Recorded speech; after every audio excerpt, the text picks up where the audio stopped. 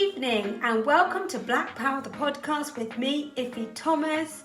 I am an author, motivational speaker and the founder of The Confidence Star, and for this month, Black History Month, I will be shining a light on people that inspire me to inspire you. And if you could see me now, my face is really stretched because I'm smiling, because today I'm going to be shining the light on somebody that I feel like has been in my living room for many years, maybe from when I was very little, and probably in your living room too. And this is Sir Trevor McDonald. I'm Trevor McDonald, and I'm a journalist and a broadcaster. My job has always been as a communicator. And to be a good communicator requires learning to use the language well. And I think today that is still a key, or the key, to a successful career in whatever you do. We are now living in a much more diverse world where we encounter people of different cultures, of different religions, of different races. The ability to get on with them, to understand them, to be able to communicate and to listen, wherever these people come from, wherever they may live, is the key to our lives. And you can't really conceive of a life without those basic qualities. I remember the interview that I did with Nelson Mandela, and he used the language well, and he understood the need for communication. And I said to him, I remember having this kind of slight argument with him, that you can compromise on peripheral issues, but on fundamental ones, you have to be a little more careful. And he said quite subtly that, no, that's not necessarily so. If you are prepared seriously to compromise, then you can get over any difficulty. So he impressed on me the importance of communication. He impressed on me the importance of a willingness to talk, to listen, and to understand.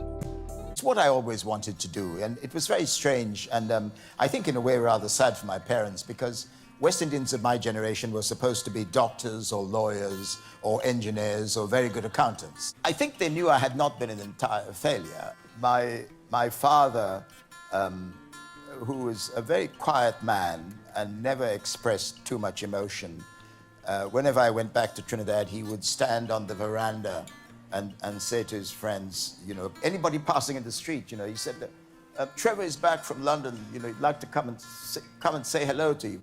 Some of these people I've never met. And I remember my father was very fond of his drink, and he would insist that I take him to the local rum shop.